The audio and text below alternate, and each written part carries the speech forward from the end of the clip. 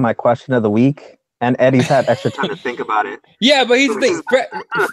Fred will be fine. All right, believe me, he'll be fine. Me, I had trouble with it because whatever. We'll talk about it. All right. Welcome, ladies and gentlemen, to Keep It Warriors, presented by HurtTheWarriors.com. My name is Eddie Law. That's Fred Kerber. That's Victor Rubalcaba. And coming off a weekend, we saw a former heavyweight champion get. I mean, look, it was a competitive fight till the very end, right? When then he got starched. Was that the fourth round? He got finished. Yep, fourth round. What's your thoughts on that, there, Jesse? Because Verdum's on. Oh no, you're an RDA guy. I don't know why. I think because Verdum and RDA used to train together. RDA, Verdum. I mean, all those guys. Yeah, like Cali guy. But honestly, it's supposed to happen. We've talked about this before, right? Luke Thomas is a big proponent of the idea that our sport, the MMA, is a sport where when they get old, they just get eaten, thrown to the young wolves, and they get eaten alive. And this is how the young guys make their name. This is how the young guys build up their name. John Jones, we wouldn't have a John Jones if he didn't beat the Shogun, the Rampage, the Rashads, those big names, and that's how it has to be. So, and honestly, like you said, it was a real competitive fight up until he got finished in that last round. So it's not like it was a one and done, wham, bam, Verdum, now everybody's like, oh, Verdum is done. No, it was a competitive fight. He just got beat by a younger, slicker, more in shape heavyweight. And now we have another contender to think about at heavyweight. Okay, contender though. You think Volkov's got that kind of talent? Well, when the division is paper thin, I mean, one win against a pretty high. What was he? What was Verdum, number 3 in the pound for pound heavyweight? So, I mean, you get a knockout win over a number 3. I'm pretty sure that puts you up there. What about you, Fred? You impressed with Volkov here?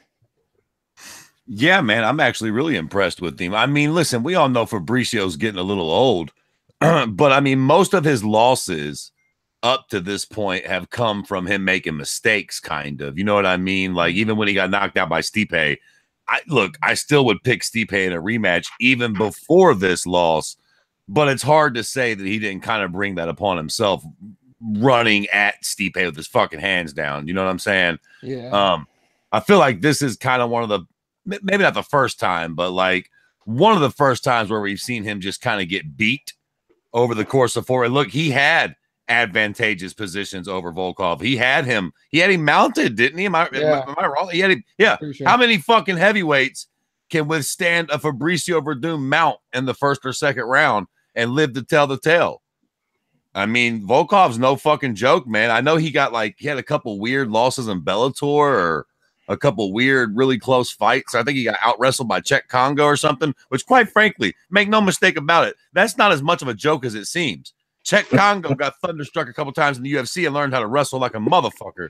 So getting out wrestled by Czech Congo these days ain't really that big of a deal.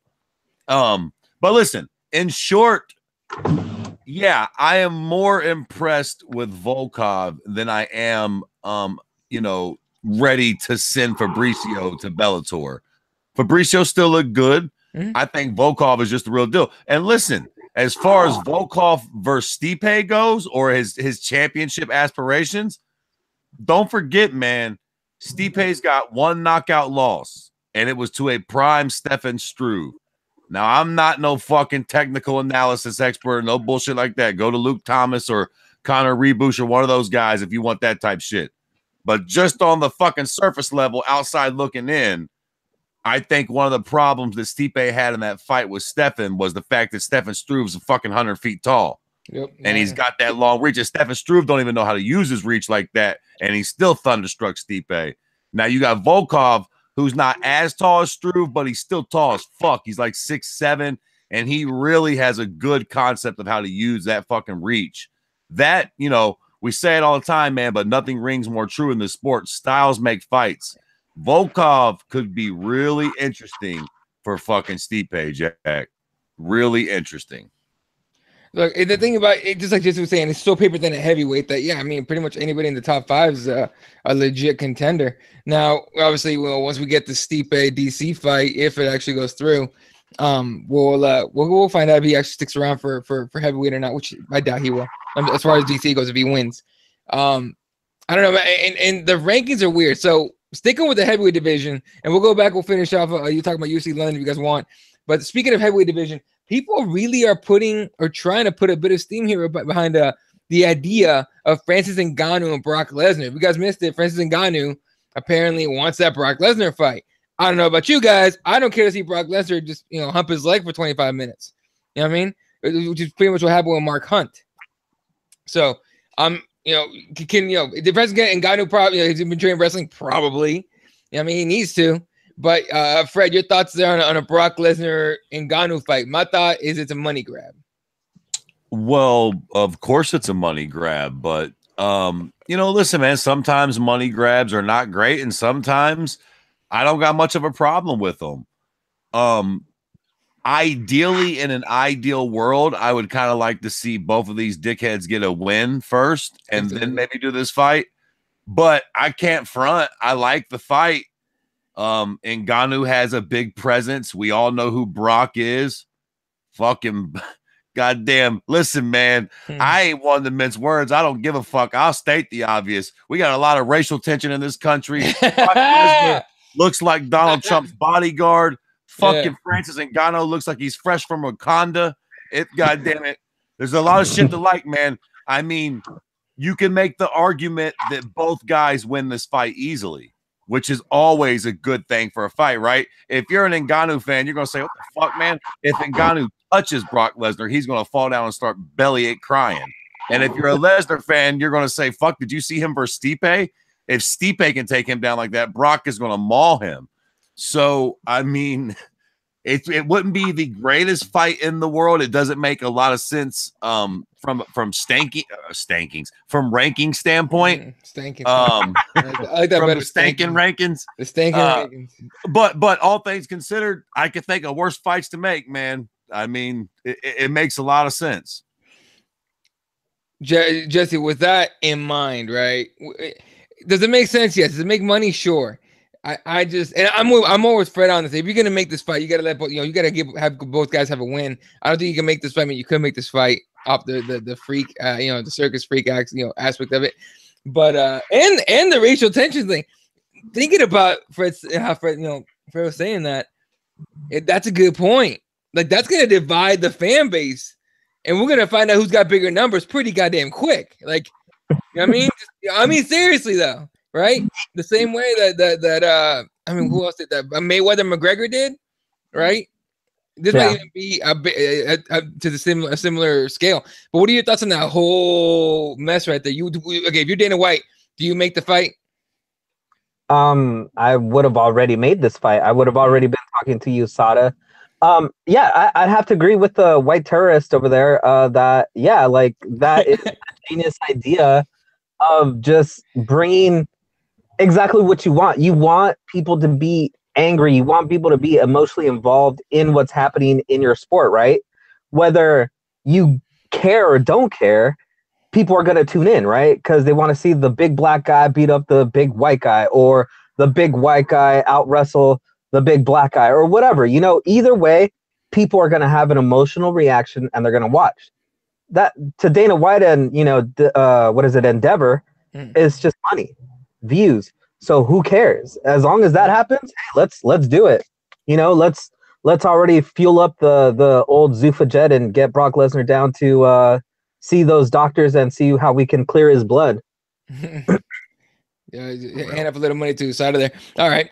Shout out to Uncle Hank, Joey Tremendous Raider in the comments here. By the way, if you haven't seen Fred's post, what I was referencing earlier about him being a terrorist, please go see that picture because it's the best picture on the internet right now. Okay, when did you post it? Did I already see it? I don't know. It was like yesterday, I think. The one where okay. Fuck. It's a little broad wearing a shirt that says "White men are terrorists." Yeah, I fucking died laughing when I saw it. I thought it was a guy. I didn't know it was a chick. You know what's crazy? And okay, I know. We don't mix politics with MMA. I'll take 2 seconds, then I'll get right the fuck off of this shit. Yeah. It's just crazy though, man, because I'm a liberal prick. First off, I was kind of doing it as a joke because I thought it was funny, but I'm a left-leaning liberal prick. And the problem with the left now is you can't even barely make a joke without somebody getting all fired up. Hey, man, I'm a white guy. I get to make these jokes, God damn it. Just like you guys can fucking make jokes about Mexicans. I'm white. Kiss my ass. It's my page. Wait, did you get shit for that? Fucking jokes about. Well, yeah, I had a couple people post some shit like blah, blah, blah, and look, man, stating the obvious. Look, have white men been terrorists? Sure. We fucking took this land from the Native Americans. Make no mistake about it. Some white men are indeed terrorists. But the idea that all white men are terrorists is fucking misleading and a cut hair hurtful. Yeah, good point. For sure, talk about that shit on your next Gem City Jesus podcast. For sure. For sure, bring that shit up because that'd be fun to listen to. All right, moving on. Any other fights you guys want to talk about on UFC London? Maybe a couple of the last second wins there. I think Paul Craig had a triangle submission, right? Was it Paul Craig? Was it 1 second left in the fight? Literally, pretty sure it was 1 second. Jesse, what'd you think of that shit, dude? Throwing up the triangle last second. I saw the little highlights. I'll be honest with you guys. Like this last couple events, I've kind of tuned out because it's just MMA. It's not its best, and I want to save all my excitement for the next upcoming event here. So, yeah. Again, I mean, hey, when you're able to pull off something so strong and so crushing that your opponent can't last 1 single second, I mean, that's got to be impressive either way. Okay, just real quick, forget all this shit. I want to get your thoughts on something that apparently just came out in the last couple hours. Official for UFC Chile, Volkan Ozdemir against Shogun Rua. Oh yeah, I saw that. Fred, who you taking? Who am I taking? I tell you what, if you take Shogun, you need to have your fucking brain checked. And I don't give a shit if Shogun does win. Shogun hasn't looked like Shogun since, goddamn it, Hector was a pup. And he is a goddamn it full-grown dog. Why is Shogun still fighting? I mean, who the fuck would pick Shogun, and what legitimate reason would you have other than being an old school Pride fan? When is the fucking last time Shogun fought any human? What are we talking about? Didn't he fight like Rashad or something not too long ago? Well, I would imagine if he did fight somebody, it had to be somebody like Rashad. When's the last time Shogun fought somebody in the top fucking 67? Jesus fucking Christ. It's been a while. Maybe somebody's listening to Luke Thomas, and maybe they're giving into his whole fucking feed the old to the young thing. Because I tell you what, look, anything can happen in MMA. All things being equal, Volkan Ozdemir is about to fucking put the snooze button on Shogun, Jack. I'll tell you what, he's gonna take out Shogun and then get that Gustafsson fight. Cool. I mean, it seems fucking hurtful to Shogun, to be honest with you. I mean, I'm low key. All jokes aside, I don't know if I love this fight, and quite frankly, I'm usually on board with Luke Thomas. But I was listening to his fucking live chat today, and he was making that point. I don't know. I don't know if I agree with that, to be honest with you, because what do we learn by doing that? Like, we feed the old to the young, sure. And what do we learn? So Shogun's going to fight Volkan Ozdemir. Cool beans. Volkan Ozdemir is more than likely going to melt Shogun in the first round. And what the fuck do we learn from that? Nothing. What we already know, Shogun should have stopped fighting elite competition a long time ago. There's no sense in it. Like, I don't know, man. The Machida fucking Vitor. Yeah. There you go. There's somebody fucking around the age of 50 that we can line Shogun up with and make it a competitive match. Like, why is he fighting a young killer like this? I don't know, man. I don't really get it at all. To me, it's Shogun saying, "Fuck it, let me take a shot. Maybe I'll land something flush." I get Shogun. I mean, look, why not, right? If he wins this fight, then he back in the game. But I'm saying from a matchmaker perspective, from a fan perspective, like, what do we do? Who really thinks Shogun's got a legitimate shot? I mean, I don't think anybody has that idea, but I think you also have to think of the idea of feeding your old to your young. It is kind of to prove to these the old guard that they just don't have it anymore. They can't compete with the new guys, and to stop. because you can't really just pull a guy aside, that's been doing it for, all these years and just tell him, hey, you know what, man, you just don't got it anymore. We're just not going to give you any more fights. On the other side, if you put him in there with some young cats and he gets thunderstruck a couple times, he's going to be like, yeah, dude, my brain is hurting. My body's hurting. I can't do this. And he's going to decide on his own to walk away. So sometimes you just got to show these old fighters the way out, kind of the violent way. Maybe they won't learn, but a lot of them do learn, man. And it sucks. I agree with you, Fred. It sucks, but sometimes this is the only way to teach these guys that, the game is passing by. All due respect, Jesse. You know I like you at this point. You've grown on me like a fungus, but you're a fucking retard. No, these cocksuckers do not get that hint. If that was the case, Dana White would not have had to flat fire Chuck Liddell. That cute cocksucker would have kept coming back and getting thunderstruck till he couldn't speak no more. Now, wait. Some of these guys, you're right. Are we talking about the same? We talk about the same Chuck Liddell that's going to fight in Bellator soon? That's my fucking point. Believe me, some of these pricks, I don't give a shit. And listen, I think Shogun's that guy. I think Shogun can come out and get slept in the first round, and he'd be willing to fight Francis Ngannou on 2 weeks' notice if they'd let him. I just think that some of these guys are, that's his name, man, Shogun. Some of these dudes are too fucking Bushido for their own fucking good, man. And at a certain point, but look, your point is noted in that. I think if Volkan Ozdemir does melt Shogun in the first round, powers that be will be like, okay, fine. This isn't fun no more. I don't think he gets another top fight after this one for sure. Well, okay. So segue from that into the recently announced Frankie Edgar Cub Swanson fight. Right. And how do you guys feel about it? Because I feel that that's another veteran that's taking a shot at, trying to stay relevant. And I think it's going to hurt him more than it's going to help him. I mean, Frankie Edgar just got brutally knocked out. And now maybe like a couple weeks away. Now he's trying to fight a guy that, even though he did beat before, I mean, he's gotten better, man. Cub Swanson's gotten better, and he could do the same thing that T-City did to him. What do you guys think? Well, Frankie, first of all, the thing with Frankie Edgar, we're going to find out what the fuck's going on with these doctors, right? I mean, dude clearly got fucking dropped. There's no way he's recovered enough to take a short notice fight. I don't know. To me, it's irresponsible on so many levels. That being said, I mean, HMSG right here in the comment just said, kind of made my points is Edgar is way more relevant than Shogun. And he is. Now, let's say he comes back, he starts his Cub Swanson, he's back in the title picture, like fast. Or at least that's what he's trying to do, I think. What do you think, Fred? Well, listen. It's a little different on several levels. A, Frankie's already got a W over Cub, right? Right. Right. B, Cub is a bit long in the tooth too. I would almost liken this to more of the Machida Belfort fight. You know what I'm saying? Like Vulcan's a young lion. Like they could have gave fucking Shogun. I mean, look, man, Volkan Ozdemir is a young guy that's known for knocking motherfuckers out with one shot. I mean, DC's the only cat that he hasn't been able to do it to. Well, and fucking OSP, but whatever. I don't want to count that. Fucking revisionist history with that shit. Right. So I think this is a little different. I think Cub Swanson's a little older. I think look, should Frankie be fighting any goddamn body this quickly? Probably not.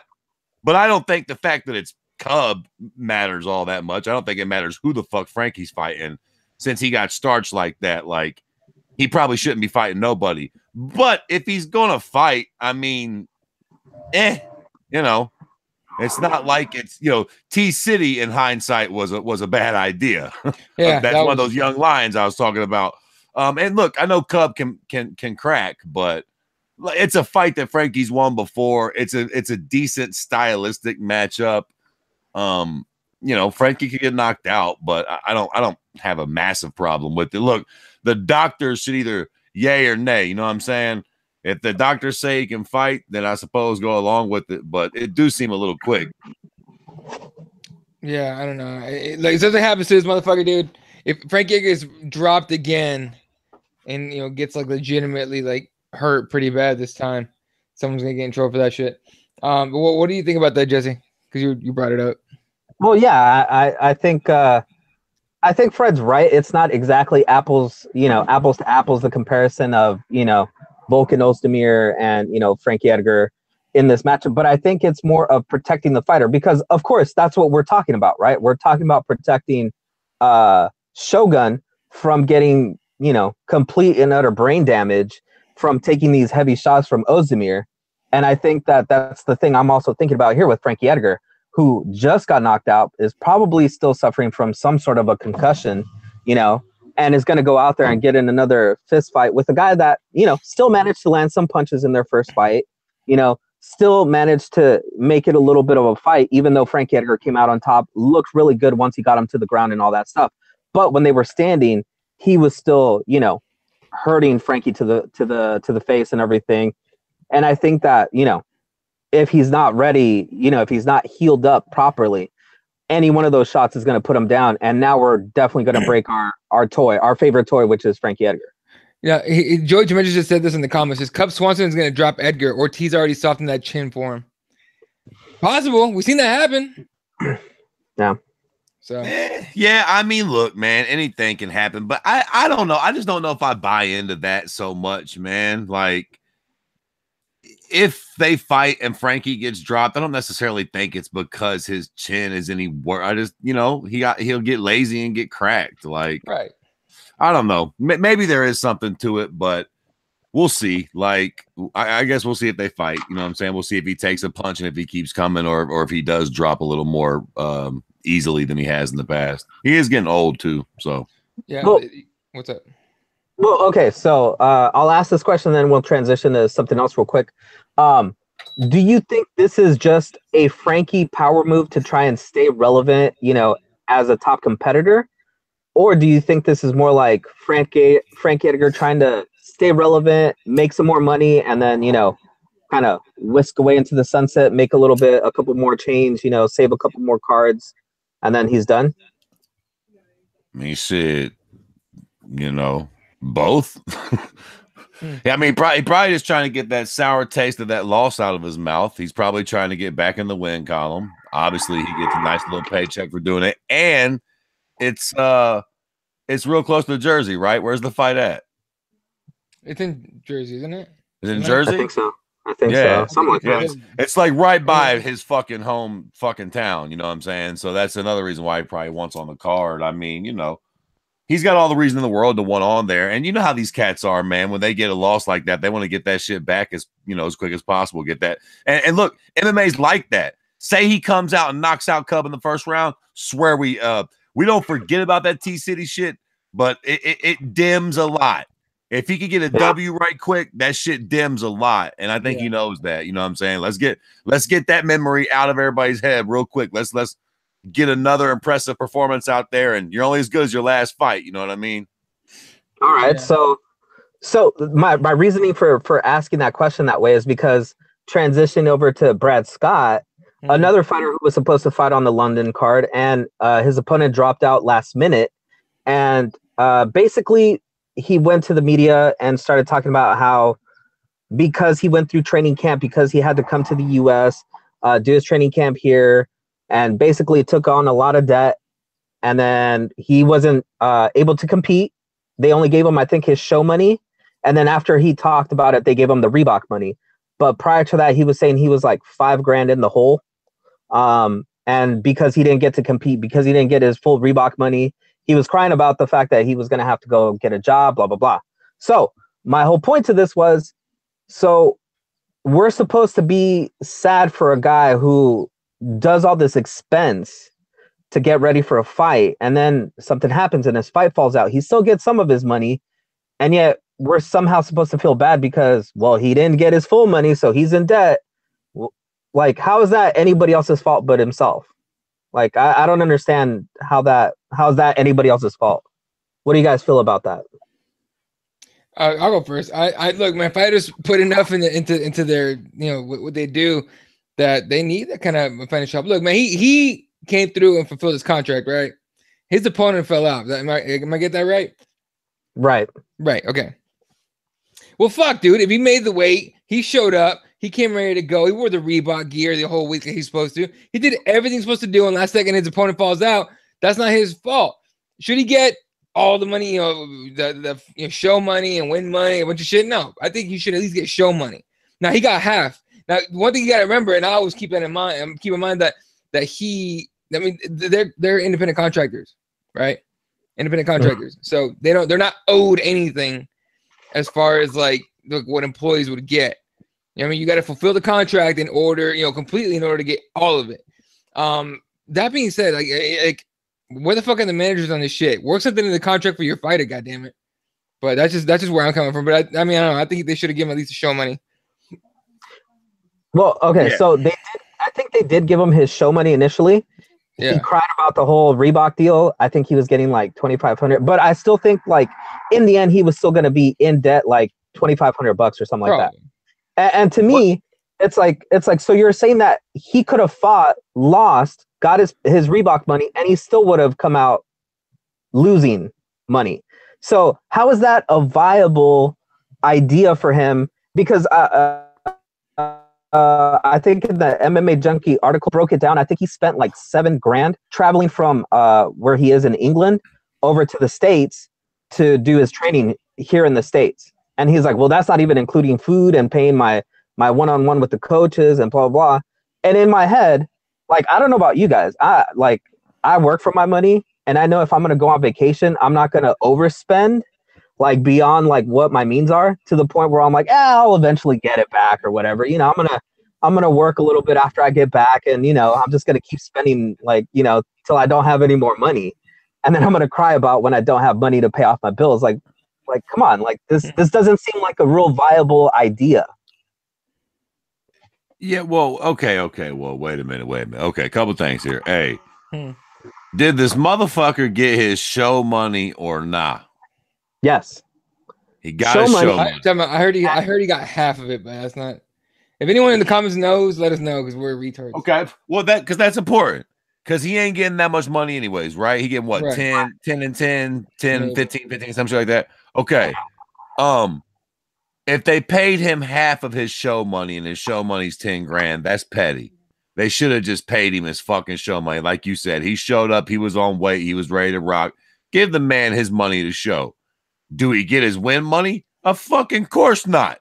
He didn't win nothing but making weight. What the fuck? And as far as what he spent on his camp to get ready for that fight, I don't give a fuck.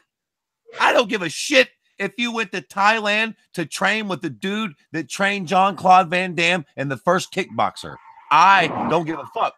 That's not on me. I don't care if you played fucking Floyd Mayweather for nights at the Floyd gym. Who gives a shit? You could have kept, where's he from? England? Yeah. Sure. Yeah. You could have kept your funny ass in England and hit a heavy bag in the basement and saved that $7,000 and then just flew over and took your fucking chances. Now, listen, I know there are a lot of cocksmokers out there going, fuck you, man.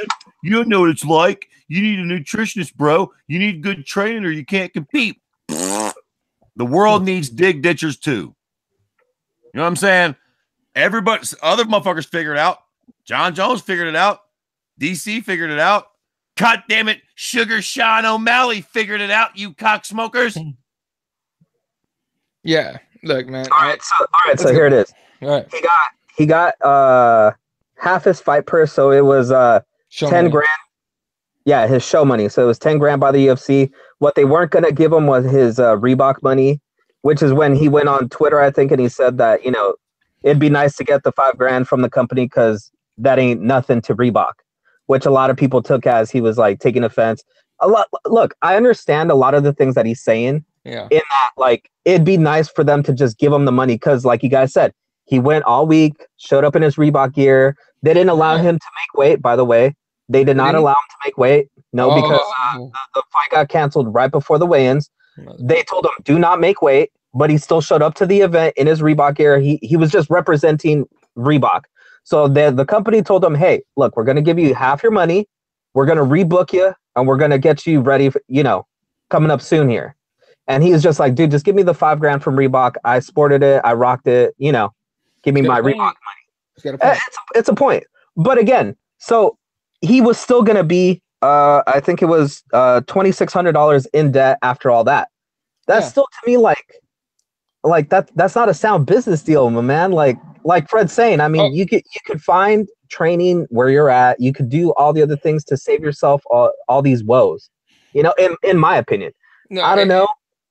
sorry, I'm with you on it. I'm with you on it. I think he was banking on winning. You know what I mean? Hey, look, in the fight game, you're betting on yourself, right? That's what it is. You're betting that you could beat the other guy. So what do you do? What did he do? He went all in. Fucking came over to the States, went to train at a world class gym. It didn't work out. His gamble failed. Right. I just think the Reebok money. Look, and I get it, he's still in the hole for $2,500. Even if he gets Reebok money, sure. Okay. But that's still only $2,500 compared to the $5,000 or whatever it would be without it, or is without it, right? So I think any little bit would have helped. I just think it's kind of petty for Reebok to not come up with the end of the deal, like you said, and like he said, like everyone's been saying. He went through with his end of the deal with Reebok, right? They should pay up. But to me, bottom line, you know what I mean, and if he's still in debt, then just like you said, it wasn't a smart business deal. It was a gamble, and he lost.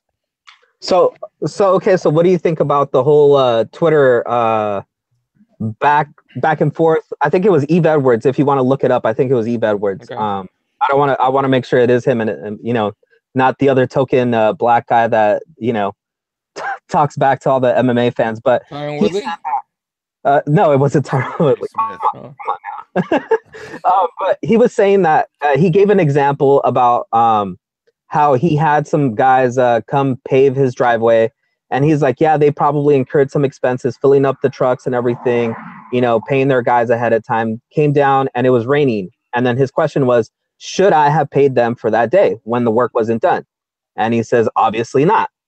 And that's just the rigors of the game. And a lot of people say it's kind of a different scenario, but honestly, it is and it isn't. It is because they're not contracted by him, you know, only, and that's the only way they can make money. Obviously, they can go out and make more money somewhere else, blah, blah, blah.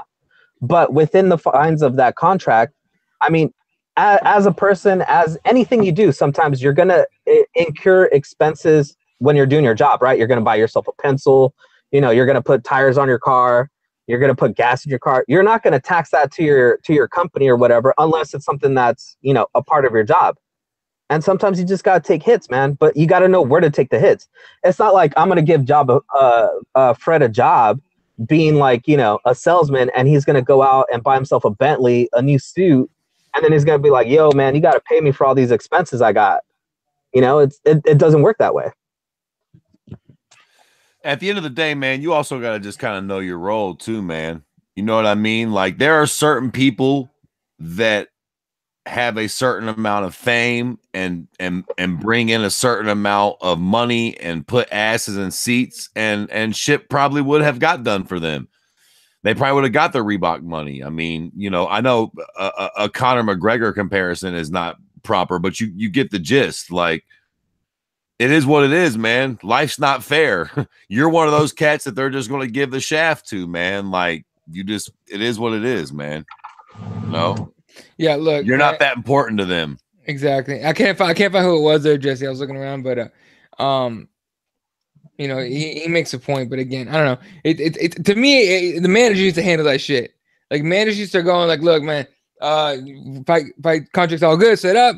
Now let's add a little thing right here. If your opponent don't make weight or doesn't show up or has to pull out last second, my client needs this much. And that's a good point too. I mean, that way it's just binded. You know what I'm saying?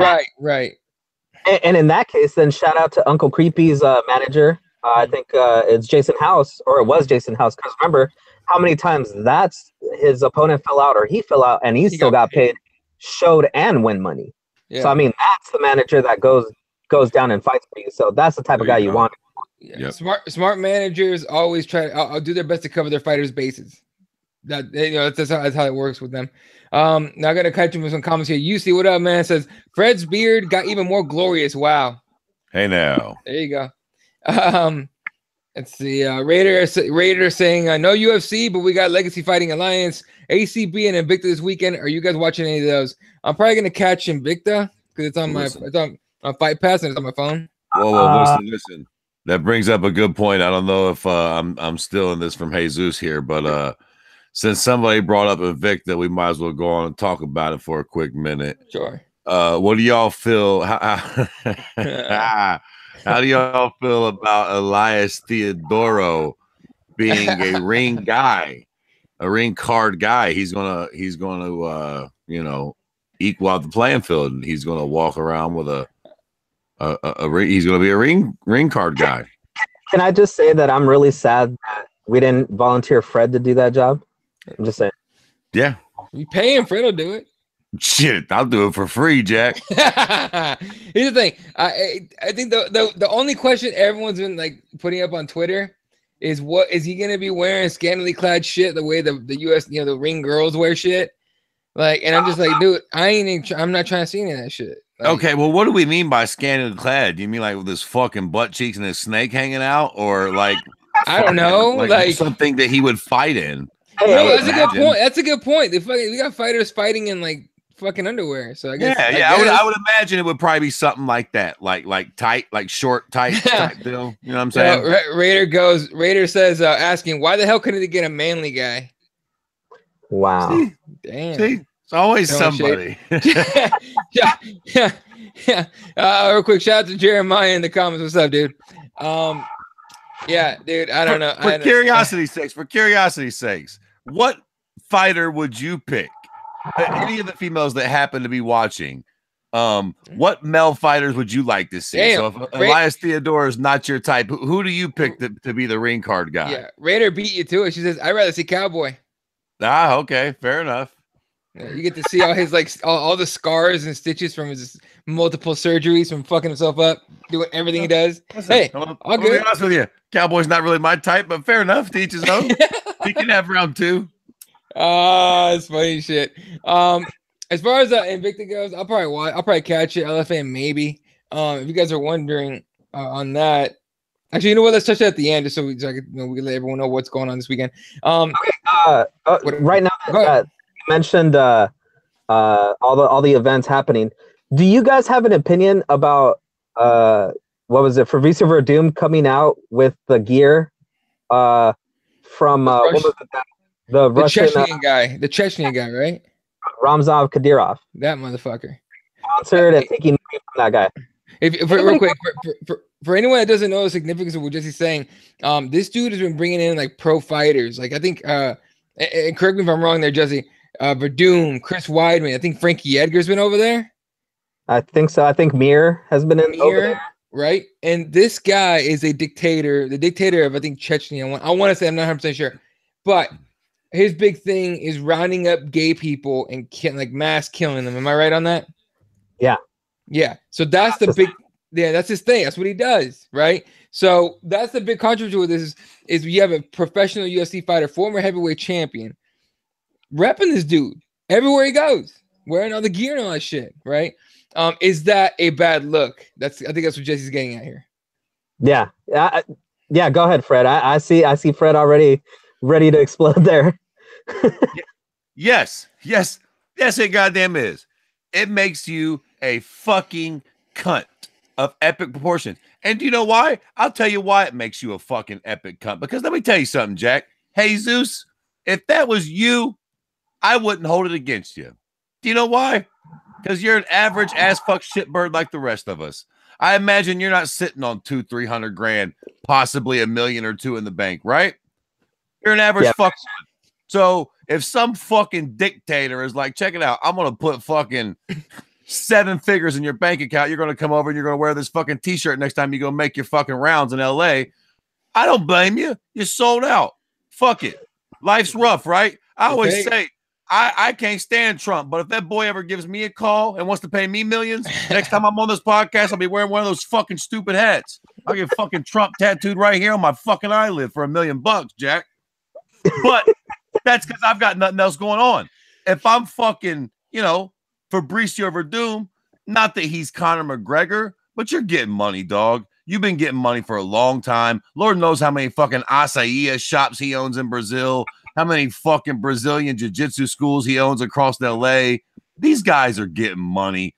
Fabricio Verdum is probably a millionaire without any of that shit. You know what I mean? Like, what did he get paid for his last fight, man? 100, 200 grand before any of the other bullshit Brazilian sponsors. I mean, he probably made $500,000 easy.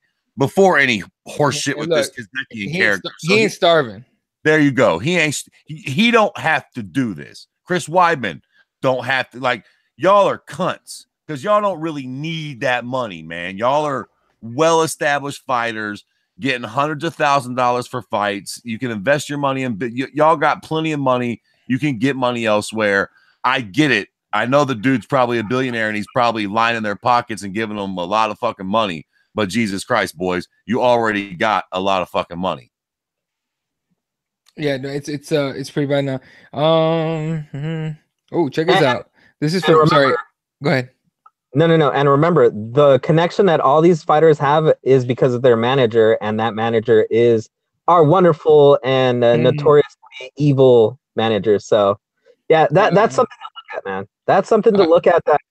That guy has such influence in so many high-level fighters, and all these guys are now starting to get money from that dictator and all that stuff. I mean, it's a bad look, in my opinion, man. And now he's got Nick Newell under his belt, which is another guy that I would not like to see repping all that stuff. Yeah. Now, real quick, this is from, I think it's MMA Mania. Yeah, MMAmania.com. He says, payments to Verdun from Chechen dictator Kadyrov being monitored by the U.S. government. So now you got the government with their eyes on you. It's just not a good look at all anywhere for this dude. But here's a little update. Fighters such as Frank Mir, Chris Weidman, as well as boxer Floyd Mayweather have visited Chechnya at Kadyrov's behest, but Weidman has since distanced himself from the dictator. Floyd Mayweather has not. So yeah, I wonder why. So at least Weidman was like, my bad, that's fucked up. Anyway, Raider says the only people who can't hold it against. Who you can't hold it against are the actual Chechen fighters because they have no other promotion. Plus, I think some of them are pulled from the military. Would not be surprised at all. And Nick X Micro, our boy Nick Polecki, saying, "Start it now." Hashtag Gem City Jesus Card Guy. Make it happen. So make that a thing. Make that trend. Anyway, look, it's an awful look as far as like personally those guys are concerned. You know, as far as we're doing himself especially is concerned, that's a really bad look. I think the UFC needs to look at that because now people are writing about it, people are talking about it. It's a bad look on the company now because one of their company guys, who by the way just got his job back doing commentary. You know what I mean? Now this guy's involved with this dude. So I mean, somebody at UFC PR needs to be calling Verdun and be like, hey, that's got to stop, dude, and you got to distance yourself quick. But, can we make it a better hashtag of getting Fred like face tattoos, kind of like Little Yachty? Like just Trump over his eyebrow, maybe 2020, like as a teardrop. I don't know, something like that. Hey! God damn it! I said for $1 million. Now, listen. Somebody puts up $1 million, I will get motherfucking Trump tattooed right there. Oh my god! $1 million cash. Watch, I will. Shit. Boy. All right. Anyway, well, hey, look, why not? People get people put their teams as Super Bowl champions before the season starts, and then it's wrong. Why not do that? You get paid. Trump. What's that fancy word? A double entendre? Is that what it's called? I think so. Trump means other shit. That's my Trump card, baby. There you go. Shit.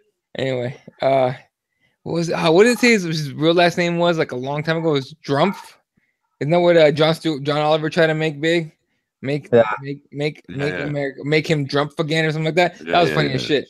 Anyway, I want to talk about it real quick because Jesse brought it up. Or not Jesse. Sorry. Real fucking fast. UFC Liverpool, Darren Till. Who you throwing in there, Fred? Fuck, I don't know. Who's been yapping? What we got? We got Masvidal and Usman, right? Usman wants it. Masvidal wants it. But the one guy they want in there is Wonder Boy. He ain't saying shit. Right. There we go. Okay, so check it out, right? It's like this classic fucking thing, right? They're like where you want to fuck this broad, but she wants to fuck this guy, but he don't want to fuck her. Yeah. Right? Yeah. Like Darren Till wants to fuck Wonder Boy, but Wonder Boy don't want to fuck Darren Till. Usman wants to fuck goddamn Till, but Till don't want none of that. So I think we might see Masvidal. Yeah. Two people were like, all right, fine, I'll fuck you too. Yeah. You're along my lines. I guess I'll sacrifice for you. I don't really want you, but I want that one. I can't get that one, so fuck it. I'm not going to settle for that one. It's like, whatever, man. I got nothing to do for Saturday night. Let's do this shit. Yeah, I think Masvidal is the way to go. Usman might sneak in and get it. I highly doubt that Wonder Boy is going to take the chance. I don't think. Yeah. I think Wonder Boy wants it. I think. Well, his dad don't want any part of it. Hey, listen, and it's smart. And it's smart. Yeah. Oh, absolutely. Fuck that fight. Going into fucking Liverpool where Darren Till's going to be on fire. Hey, man. Nah. We'll pass on that one, Jack. That one ain't for us. Let Masvidal or Usman take that one. How about this one, guys? If you're Colby Covington and you really want to make everybody hate you, take that fight. Beat that guy. All that smack over in his hometown of Liverpool. Yeah. Look, man, Colby Covington apparently don't want it either, though. Right? You know what I'm saying? He don't want that fight either, and I get it. That being said, he's been writing a lot of checks. All right. The only way to cash him is if he goes in there and beats Till somehow, which I don't think he could do. So Colby's smart. Yeah. And he's getting a lot of hype off this Damian Maia fight. But hindsight's 2020, man. When you look back at it, I think Colby knew something that we didn't know. I think he knew how good his grappling was, and I think he knew that he was competent enough on the foot. I think he knows. Look, could he beat Darren Till? Maybe. Maybe he could expose a hole in his wrestling. But if he don't, he's not on the feet with Damian Maia. He's on the feet with a bad, big, long-ranging motherfucker at home. So Colby's smart. I'm not saying Colby would take that fight, but I don't think he's jumping out of his skin for it. Like, he's probably going to wait and see if he can. RDA's a little long in the tooth. RDA's a little small. He's going to keep barking up one of those trees. And RDA's higher ranked. You know what I mean? Yeah. Less risk, more reward. Colby seems like a smart guy like that. Yeah, absolutely. All right. Just anything else before we move on? Jesse. Yeah, sorry. So one thing I wanted to mention, today is actually World Down Syndrome Day. Yes, sir. I don't know if you guys knew that. So a couple little stats to throw out there. Yellow and blue ribbon is a representation of Down syndrome. 1 in 700 births each year in the U.S. the kid is born with Down syndrome.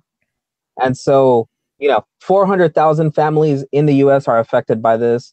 So just kind of, today is supposed to be an awareness day. I know we're at the end of the day, but still, go out there. You could buy a pin, you could buy a shirt, you could buy a sweater. You could also, if you don't know anything about Down syndrome, it's ndss.org. That's the National Down Syndrome Society, I believe, .org. They have a lot of information. They have a lot of events throughout the year. Just go out, be a good person, everybody. Just be a good person and, put some good stuff into the world. There you go. Do some good shit. And again, that's a community that as much awareness has been raised about Down syndrome, there still is a lot of research left to go on that. And so it's one of those causes that you can't go wrong. You know what I mean? If you're gonna donate to something like that too. So yeah. Anyway, let's real quick because Jesse kind of sparked my interest on this. Jesse, you said you haven't watched the last couple cards, the UFC cards, right? A little bit, but yeah, not right. But you weren't like I'm gonna watch this shit. You didn't sit down and watch it. I know. What do you attribute that to? Because a lot of people are in the same boat. The last two cards. Excuse me. I did not go out of my way to watch either. You know what I mean? My reasoning is kind of like UFC exhaustion almost. I mean, there's an event every fucking weekend, right? And it's just like at some point you're just sitting there like, oh, okay, it's almost like you want like a weekend off. No, you know what? I'll be honest with you. It's not really that, because when football season is in season, if it's every Sunday, even though it's only a season, sometimes you get bored of it happening all the time, because sometimes it's just not exciting. Maybe your team's not doing the best, or even if they are doing good, you just check in. You're like, oh, okay, we won. Woo! But that's about it. But honestly, for me, just none of these cards have been really popping for me. There's just nothing that really gives me a good thrill. You need to watch this, and none of it compares up until UFC 223, right? That's coming up. Next month. I would say 223, and the one the fight night the weekend after in Phoenix should be pretty good with that Poirier, Gaethje and Condit Brown fight. And it kind of has to do with the names, but it's also it just feels like a big event. All these events so far have just felt like those little, like, like a what is it, a Thursday night NFL game, or one of those little, like, it, like, Right. yeah, you want to know what happened, you want to know who won or whatever, but that's about it. Like, you're not really invested because you've got other things to do. You can, watch something, do something else. Do you think a lot of it has to do with the fact that UFC? Because look, and Fred, if you want to chime in on this, go for it. Do you think that maybe the UFC is just under promoting the fuck out of these cards? First off, I would just like to say that I am ashamed of both of you guys and deeply embarrassed to be a part of this right now. You guys are fucking letting down the whole culture right now with this shameful shit. We didn't have no goddamn fights last weekend. I, for one, was fucking fiending for it. I don't get this idea that there's too many fucking. Listen, all bullshit aside, I don't think that there are too many cards. There wasn't a fight the previous weekend. We went one weekend without it. Yeah. So nowadays, if you go one without it, I was low key itching for some fights. Jesus has got a good point, man. The cards are weak, and look, the names aren't sexy, man. We've got what's the fucking young kid, Alessandra or whatever the fuck, the little prick, Isabella. There's a lot of guys out there and girls that are very interesting, but they're kind of sporadic, man. So it just kind of depends what card it is. This particular card, didn't have a lot of fucking star power on it. What the fuck? The co-headline was fucking Jimmy Manuwa versus fucking Jan Blachowicz. Yeah. A rematch of a fight that nobody wanted to see. Now, it ended up being a good scrap, but not very sexy on paper. The main event is fucking Fabricio and Volcom. It wasn't not a lot of sexy names, not a big card. So that's the issue, I think. Look, God damn it, like you said, come UFC 223, where will we be? Oh, we'll be there. Yeah, so there it is. There's no it's not that. When the fights are right, we're there. That's what it really comes down to. Right. When the fights are right, we're all there. I don't think our interest has weaned that much. It's just that they're putting on a lot of whack fights. They're putting on whole cards of fights that aren't that great. So yeah, at that point, it's kind of like meh. But when the fights are right, dog, none of us will miss it. Oh, for sure. HMSG saying, I agree with Fred. The more, the better. The thing is that the year always starts slow in the UFC, and that is what sucks. They always start the year with shitty cards for some reason, and then they start getting better. Fair enough. Yeah. They build on it, right? And what you do? Injuries and shit. Sometimes it's just fucking draw. Guys coming back and blah, blah, blah. Very true. And that's the thing. We also have to look forward to that. The end of the year, they always stack up all those cards, kind of end the year in a bang. And then, it's always that dry run that we have. And it's like, at this point, we're kind of used to it, to where we have like a couple weeks of cards where, we kind of like walk through them. We see them, we don't see them. We're like, yeah, something good happened. But then we start getting to the middle of the year, this upcoming card coming up and everything. And I mean, I'm excited. I'm going to be on vacation that day, and I'm excited to go find a place to go watch that card, because that is going to be the bomb of a card. So, I mean, it's just, it's just that like Fred is saying, just the names aren't there, like it just doesn't have that pop that I would want to see, that I'm going to take time out of my day to go watch.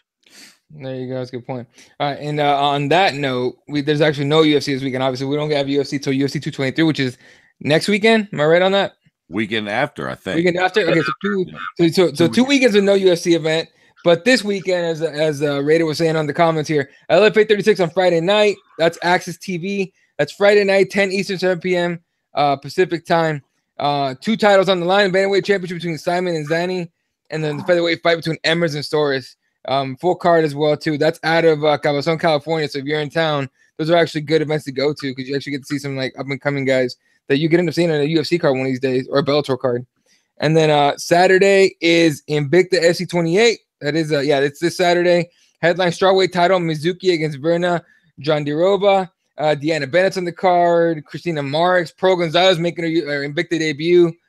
And then one of the Stockton girls, where is she? Yeah, out of Nick Diaz Academy, a Stockton girl, Chelsea Chandler, making her, I think it's her pro debut at bantamweight against Carrie Kennison. So both those cards are good if you're into seeing, developing talent that could end up in the big, the big leagues one day, right? Whether it's Bellator, UFC, or wherever. So yeah. Anything else you guys want to hit before we head out of here? Oh wait, no, we do. We have some. Oh yeah. So I already asked Eddie to give him a little bit of extra time to think about this. So Fred, Eddie, last week we talked about like a movie that you would recommend that not a lot of people had seen. Now this week I am asking for a series that is not as popular, but that you thoroughly enjoyed and that you would recommend. Now, Fred, please do not say The Wire because everybody knows about The Wire, and I don't care if you think that not enough people have seen The Wire.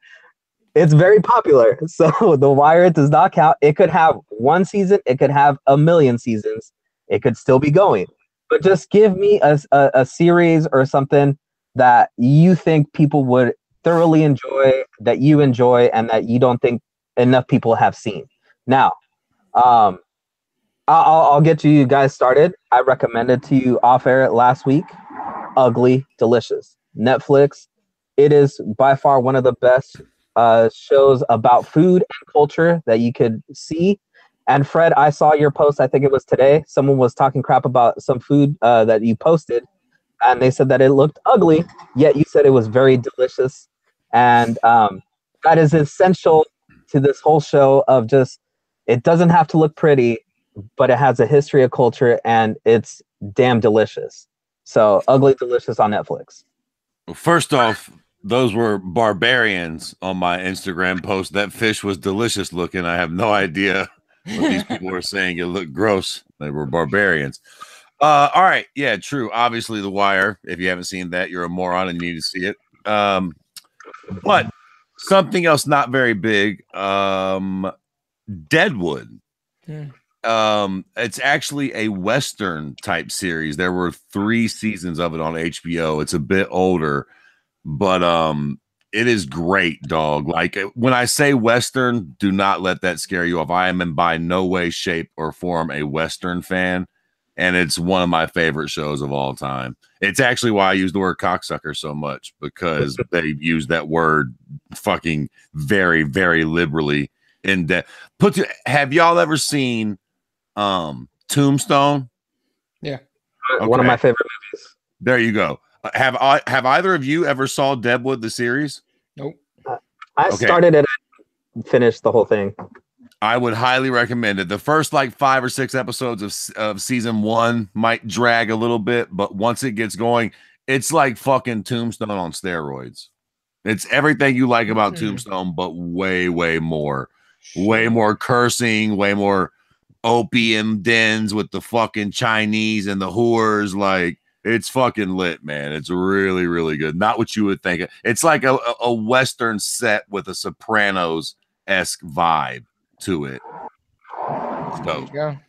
I'm gonna go with, and it just because I like funny shit, and I don't mind if it's stupid funny. I don't know if you guys ever saw Son of Zorn. It's like an animated, not so it's like kind of animated, but mostly like real, like with real people. Son of Zorn is basically Zorn is some like cartoon character. He meets like a human chick, bangs her, and they have a kid who's like half cartoon, half like human. It's the most ridiculous shit all over the place. They only did 1 season and they canceled the motherfuckers. I don't think it's on Netflix. I think I watched it on one of those like Fire Stick things, but it was, to me, it was funny as fuck. I don't mind stupid funny when I'm like trying to just relax. That shit had me cracking up. And then so it's called Son of Zorn. There's only 1 season. You can find it anywhere. And then I was gonna go with the other one, Ozark. Ozark had me fucking like.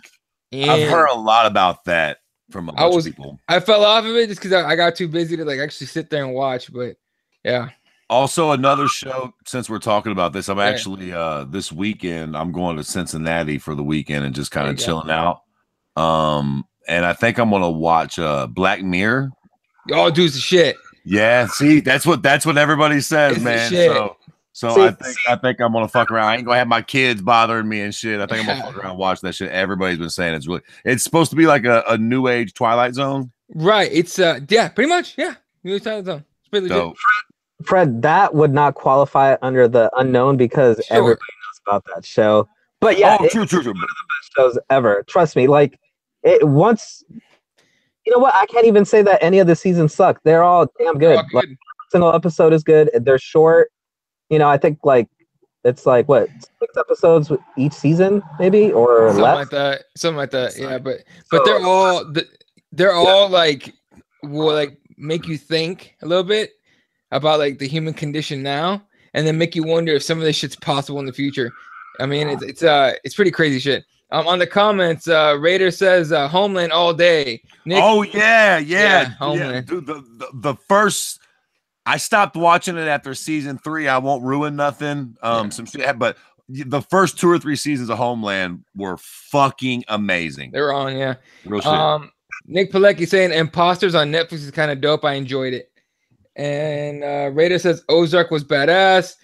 Jeremiah with Mindhunters on Netflix. I'm actually with him on that. It starts up to me. Mindhunters started out kind of slow, but once you give it a chance, like maybe like a few episodes in, then you're like in. So I've heard that too. Okay, so I'll give you guys one that you probably won't take my recommendation. It's probably my worst recommendation. Sure. But I always like to give a funny one, just in case people like to watch something silly, funny. The Santa Clarita Diet on Netflix. Never even heard of it, but I'll look it up. It's stupid. It's about a chick that turns into a zombie. Okay, chick turns into a zombie? Yeah. That's as much as I can tell you about it. It's hilarious. Okay. And then the one Netflix Netflix documentary I just watched called "Take Your Pills" talks about Adderall, Ritalin, the ADD, ADHD like thing going on in the States. Definitely worth watching. Okay, I highly recommend it. It's fucking worth watching. Oh shit. Okay, quickly. Before we wrap up, let me bring it right back around to MMA just to tie a bow on this week's episode. Now, I know people are probably sick of talking about this ad nauseum. I kind of am too. Floyd Mayweather. Okay. Have we talked about his little interview with TMZ where he was talking about his wrestling being a 7? Did we talk about that on this podcast at all?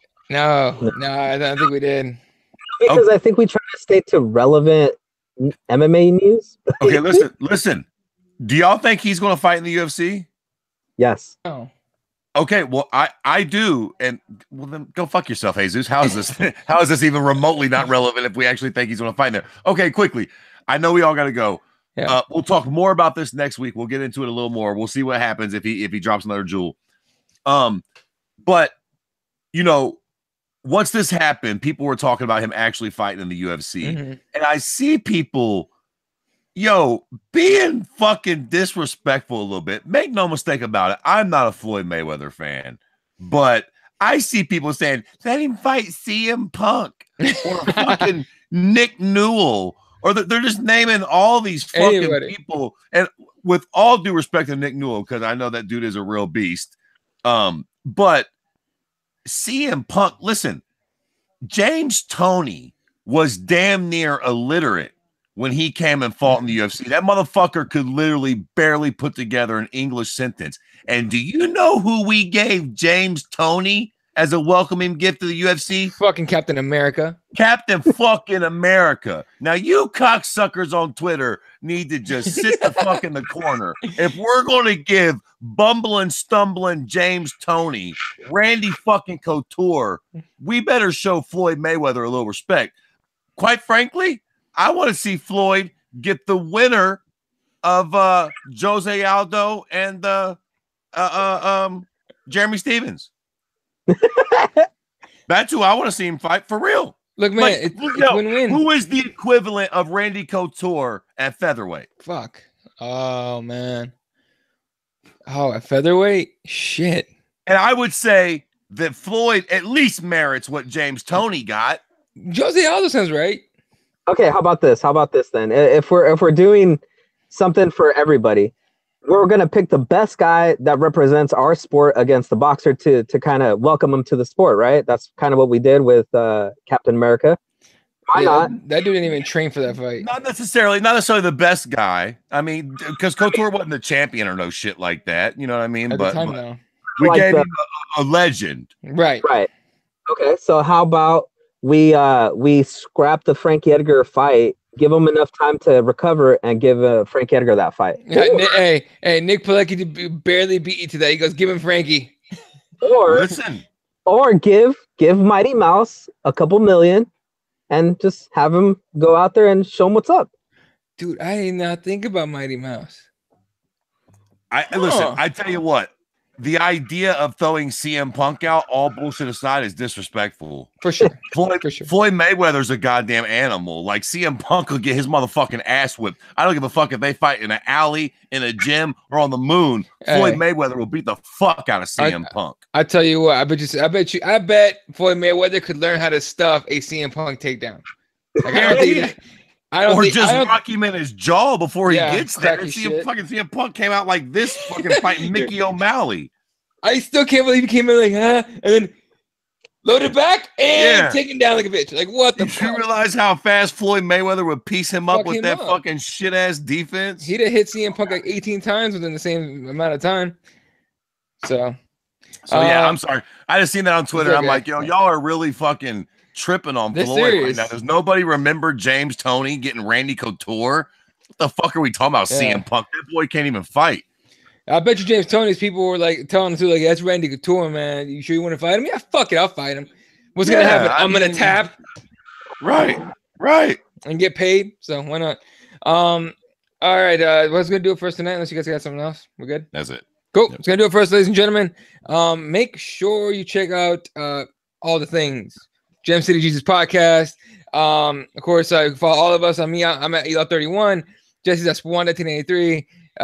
Fred is at Kirby_MMA. Of course, the show at Keyboard MMA on Twitter, and the Keyboard Warriors on Instagram. So make sure you follow all that shit if you want. It's all good. And now they're talking about Cyborg versus Mayweather. Come on, dog. See? When did Brendan Schaub jump into the comments there? Somebody's always got to do it. I'm not. Don't get me started on Brendan Schaub. Anyway, all right, fellas. Everyone have a wonderful weekend or rest of your week. And RepTheWarriors.com. Get yourself some represent gear, and SpicePros.com. Get us some shit. Shout out to Raider, HMSG, Nick Pilecki, the homie, Jeremiah. The Hardcore MMA show has guests every week. Make sure you check that guy out for sure. Go subscribe to that shit. Who else do we have? We had UC here earlier. And Uncle Hank was here earlier, and Joey Tremendous, who stuck around for a whole lot of like 5 minutes, it looked like. So, anyway, I appreciate all you motherfuckers. I didn't care how long everyone sticks around. And Jeremiah says, Fortnite, anyone? Throw your PSNs or Xbox 3 names. I'm sure someone's got time to play. All right.